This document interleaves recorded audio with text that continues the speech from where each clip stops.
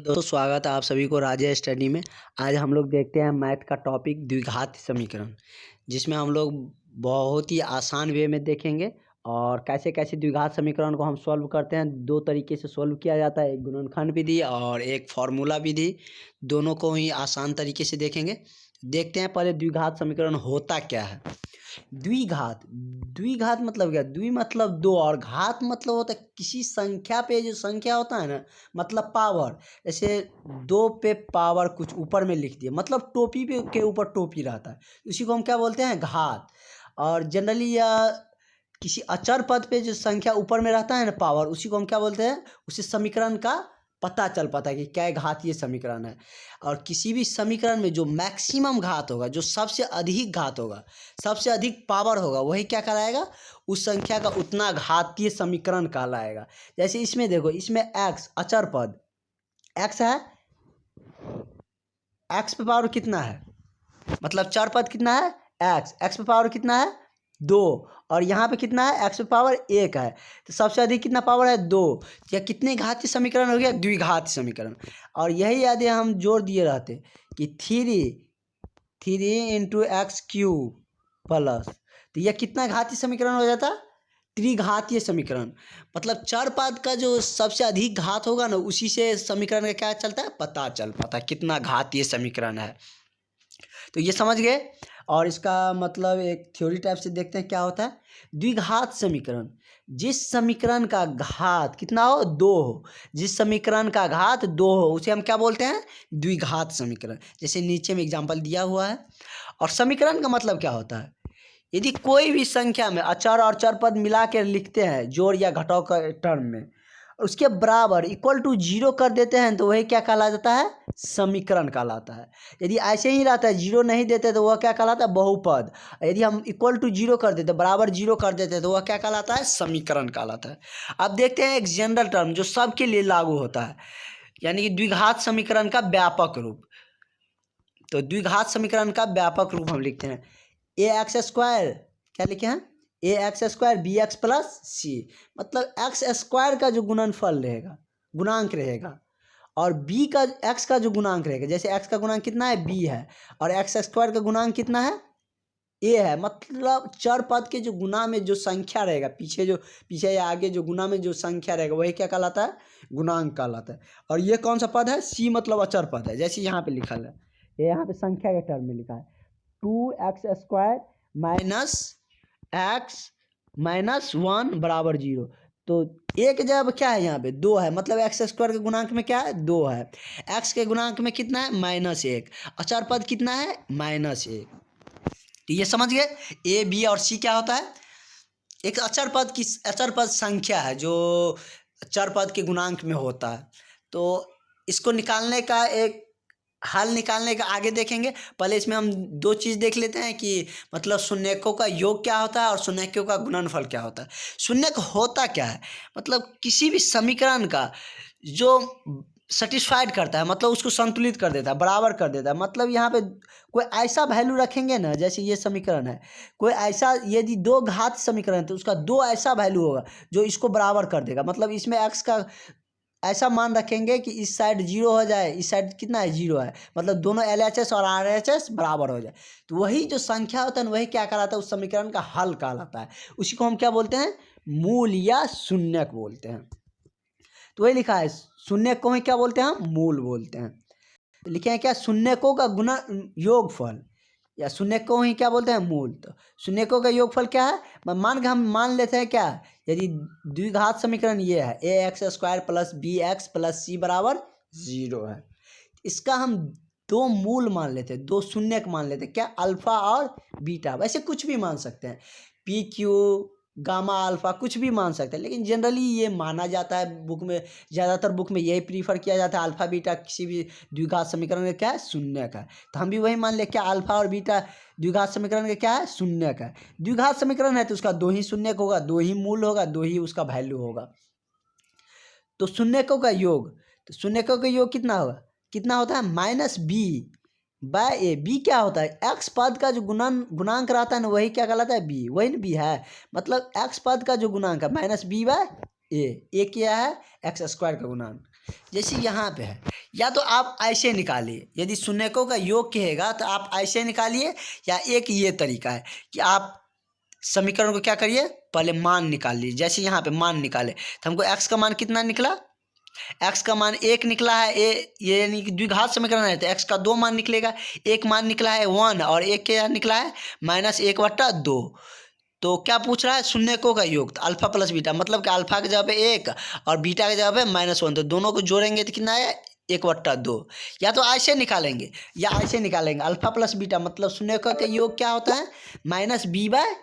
तो -b की जगह क्या है -b/a, तो b की जगह क्या है, b के जगह क्या है -1, तो -1 माइनस माइनस कितना हो गया प्लस, a के जगह कितना है, a के जगह पे 2 है, और b के जगह कितना था -1, a के जगह पे 2 था, तो बट्टा में क्या हो गया 1, तो कितना हो गया 1/2।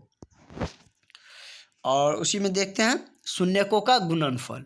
शून्यकों का गुणनफल क्या होता है, शून्यकों का गुणनफल होता है क्या c/a, मतलब अचर पद बट्टा x² का जो गुणांक है c/a, मतलब इसमें एक निगेटिव आता है। अगला क्या होता है, प्रोडक्ट में क्या होता है, गुणांक में पॉजिटिव आता है। शून्यकों का गुणनफल क्या होता है c/a। और इस पर हम सवाल देखेंगे आगे, अच्छा सवाल देखेंगे तो उसमें ज़्यादा क्लियर हो जाएगा, और थ्योरी में कोई उसके बाद कोई प्रॉब्लम नहीं होगा। थ्योरी इसलिए बताया जाता है कि बिना थ्योरी का हम सवाल टच भी नहीं कर सकते हैं, और हम बार बार बताते हैं कि थ्योरी ही वो पॉइंट है जिसको हम पकड़ सकते हैं, और प्रॉब्लम तो अनंत है, उसको हम पकड़ नहीं सकते हैं।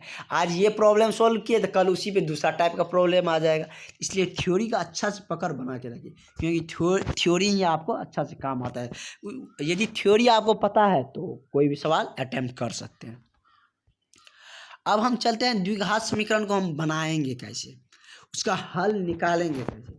अब द्विघात समीकरण का हल करने का विधि है, एक क्या है गुणनफल विधि। तो हम पहले क्या देखते हैं, द्विघात समीकरण को गुणनफल विधि के द्वारा हम सॉल्व करने का प्रयास करते हैं। गुणनफल विधि में क्या होता है, x² का जो गुणांक है, x² का गुणांक, जैसे x² का गुणांक उसमें क्या था, व्यापक रूप वाला में a था, और अचर पद कितना था c था। x² का गुणांक और अचर पद दोनों को क्या करेंगे, गुना कर देंगे।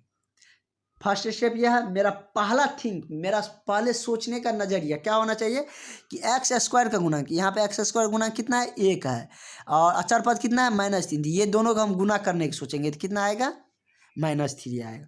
दूसरा स्टेप क्या होता है, x का गुणांक कितना है -2 है इसमें, लेकिन वो व्यापक रूप वाला में एक जनरल टर्म में क्या था b था, तो वो b को हम क्या करेंगे,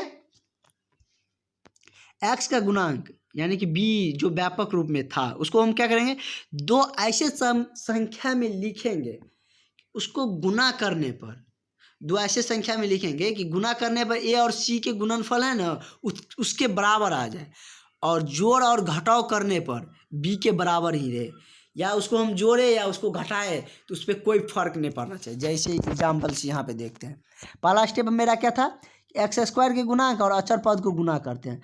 x² गुणांक कितना है 1 और अचर पद कितना है -3, 1 और -3 का गुना करेंगे तो कितना आएगा -3। अब दूसरा स्टेप क्या है कि x का जो गुणांक है उसको हम ऐसे तोड़ेंगे, दो पद में ऐसे तोड़ेंगे ना कि a और c मतलब x² और x² के गुणांक और अचर पद का जो गुना किए थे उसके बराबर आ जाए। तो दो ऐसे टर्म देखो कितना आया था -3, तो दो को ऐसे संख्या में लिखना है ना, दो पद में तोड़ के कि गुना करने पर हमको -3 भी मिल जाए और जोड़ने पर हमको कितना मिल जाए -2 ही रहे, मतलब उसमें कोई फर्क नहीं पड़े।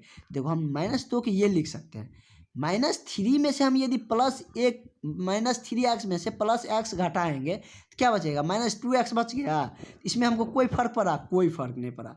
और देखो गुना करते ये दोनों का -3x और इंटू x, मतलब x का जो इसका गुणांक कितना है -1 -3 और इसका क्या है 1 और -3 का गुना करेंगे तो कितना आएगा -3, मतलब ये दोनों के गुणांक के बराबर आ गया, ये दोनों के गुणा के बराबर आ गया, तो इस समीकरण पे हमको कोई फर्क नहीं पड़ा। अब ये दो को हम क्या करेंगे, एक जगह ले लेंगे, ये दोनों के एक जगह ले लेंगे। इसमें से देखो x कॉमन आ जाए, x कॉमन आएगा तो इसमें क्या बच गया x -3, इसमें से क्या आएगा +1 कॉमन आएगा, प्लस, ताकि इसी तरह मिले, जैसे x -3 है ऐसी संख्या इसमें से कॉमन लेंगे कि इसी जैसे मिले, तो -1 कॉमन लेंगे, एक्स का एक्स बच जाएगा, इसमें क्या बच गया -3। अब देखते हैं, अब दोनों में -3 आ गया, इसमें भी x-3 इसमें भी x-3, तो x-3 दोनों में से कॉमन ले लिए, इसमें क्या बच गया x और इसमें क्या बच गया 1, तो क्या बच गया +1, तो x-3 कॉमन आ गया तो x + 1 बच गया, तो दो गुणनखंड आ गया, इतना बराबर 0, x-3 बराबर 0, x + 1 बराबर 0, x-3 बराबर 0 किया तो x बराबर 3 आया, x + 1 बराबर 0 किया तो x बराबर कितना आया -1 आ गया। हाँ तो दोस्तों डरने की कोई बात नहीं है, नेक्स्ट क्वेश्चन करेंगे तो और क्लियर कंसेप्ट होगा, जितना क्वेश्चन करेंगे उतना ही मेरा कंसेप्ट क्या होगा क्लियर होगा। और इससे भी आसान एक मेथड है फॉर्मूला वाला मेथड, उसमें भी देखेंगे, थोड़ा बहुत दिमाग लगाना ही पड़ेगा, क्योंकि अब आप 10th स्टैंडर्ड में जा रहे हैं, कुछ दिन 10th करिएगा, आप सीनियर हो जाइएगा, और उसके बाद 10th में जाइएगा तो आप में एक मेच्योरिटी भी आ जाता है, और दिमाग तो लगाना ही पड़ेगा, बिना दिमाग लगाए तो कुछ होने वाला है नहीं, और वैसे भी दिमाग को बेचना तो है नहीं, तो दिमाग का अप्लाई करिए, दिमाग का अप्लाई करिएगा तभी लाइफ में आगे बढ़िएगा। तो देखते हैं अब नेक्स्ट क्वेश्चन देखते हैं, नेक्स्ट क्वेश्चन में और कंसेप्ट क्या हो जाएगा क्लियर होगा। इसमें क्या है कि इसमें हम x के जब चर पद को चेंज कर दिए, m ले लिए, कुछ भी ले सकते हैं, y भी ले सकते हैं, n भी ले सकते हैं, p भी q भी कुछ भी ले सकते हैं, यहाँ पे हम क्या ले लिए m ले लिए। तो अब उसी तरह से गुणनखंड विधि से ही देखते थे। पहला सोच क्या होता है कि स्क्वायर वाला जो है, जैसे x² इसमें होता था, यहाँ पे क्या है m², इसका जो गुणांक है, इसका गुणांक क्या है 3, और अचर जो पद है दोनों को गुना करते हैं, दोनों गुना करने में कितना है 3 दूनी 6 लिख लिए। अब दूसरा स्टेप क्या है कि अचर पद पहला जो घात होता है मतलब x होता है, यहाँ पे क्या है m है, m वाला जो गुणांक है कितना है -5, -5 को हमको इस प्रकार तोड़ना है दो पद में कि गुना करने पे हमको 6 मिल जाए, और जोड़ या घटाव करने पर हमको यही आ जाए, इसमें कोई अंतर नहीं है, -5m ही रहे। तो हम ऐसे सोचते हैं, या तो ये कर सकते हैं -6m में से एगो m को जोड़ेंगे तो -6m में से एक m प्लस करेंगे तो कितना -5m बच गया, -5m आ गया, वो तो आइए गया। अब गुना करके देखते हैं, -6 इसके गुणांक में कितना है 1, -6 और 1 को गुना करेंगे तो कितना आएगा -6 आएगा, लेकिन हमको लाना क्या था 6 लाना था, तो ये वाला हमको काम नहीं आया, तो ये काम नहीं आया था। हम नेक्स्ट देखते हैं। अब 6 को तोड़ने का एक और तरीका है, 3 और 2 में भी तोड़ सकते हैं, 3 दूनी 6, और जोड़ने पर कितना आ जाएगा 5 फुट जाएगा। तो हम क्या लिख सकते हैं, यहाँ पे m होगा 3m -3m, क्योंकि -5 लाना है तो -3m और -2m दोनों को जोड़ेंगे तो कितना आ गया -3m -2m, तो कितना हो गया 5m। अब -3 और -2 को गुना करेंगे तो 3 दूनी 6, और 2 को माइनस है, इसमें भी माइनस इसमें भी माइनस, तो क्या हो गया प्लस हो गया, तो +6 आ गया। तो अब मेरा नेक्स्ट सोच क्या होना चाहिए, मेरा नेक्स्ट सोच होना चाहिए कि दो टर्म को क्या करेंगे एक साथ रखेंगे ताकि कॉमन ले सके। जैसे यहाँ पे क्या है 3m² और 3m है, तो 3m² और 3m में से क्या कॉमन आएगा 3m, क्या है कि जो दोनों में रहेगा वही ना कॉमन ले सकते हैं। तो अब इसमें से क्या लिए, तो जैसे आप लोग कॉमन का मतलब नहीं समझे तो समझा देते हैं।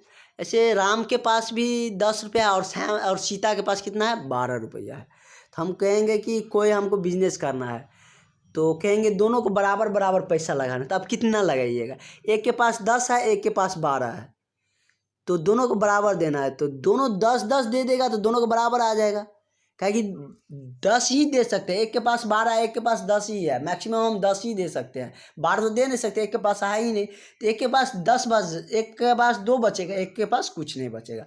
उसी तरह यहाँ पे क्या है 3m², यहाँ पे क्या है 3m, तो इसके पास 3m है और इसके पास 3m², 3m कॉमन ले लेंगे, जो मिनिमम है वही कॉमन ले लेते हैं, जो दोनों में कॉमन रहेगा दोनों से निकल सकता है।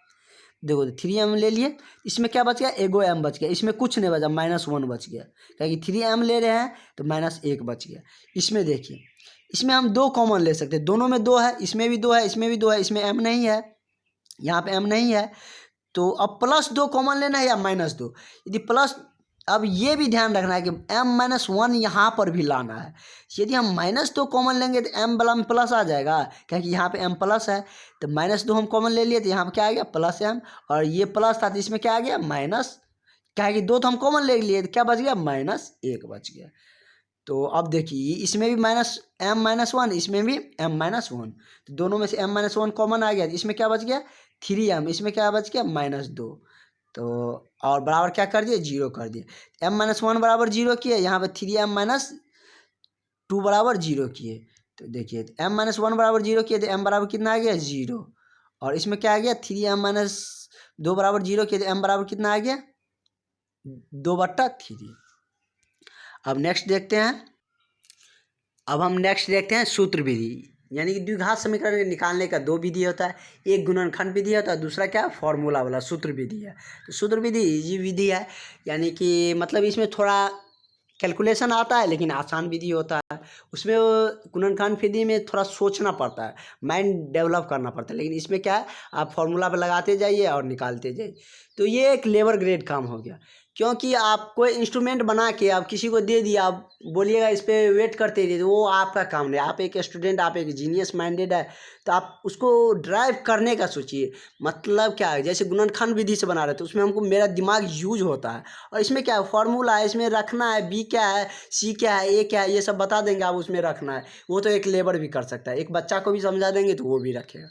तो आप लोग ऐसे जो सुविधा लगे उससे बनाना, यदि उसमें डॉट में लगे जो उससे नहीं बन पाएगा उस पर इस पे आइएगा, उसके बाद इस पे आइएगा, लेकिन जो बनने वाला रहेगा उसको आप उसी से ट्राई करिएगा, क्योंकि उसमें आपका माइंड डेवलप होगा। तो सूत्र विधि में देखते हैं, सूत्र विधि में क्या होता है कि वही, यानी कि क्या होता है गुणनखंड में हमको क्या होता है, मतलब द्विघात समीकरण में हम क्या निकालते थे, गुणनखंड विधि से भी x का वैल्यू ही निकालते थे, इसमें भी x का मान ही निकालना है। तो x बराबर क्या लिखते हैं -b plus minus under root b² -b plus minus under root b² -4ac/2a। -b का मतलब क्या हो गया, जैसे ये समीकरण है द्विघात समीकरण का व्यापक रूप है, तो b क्या है x का गुणांक है और a क्या है x² का गुणांक है।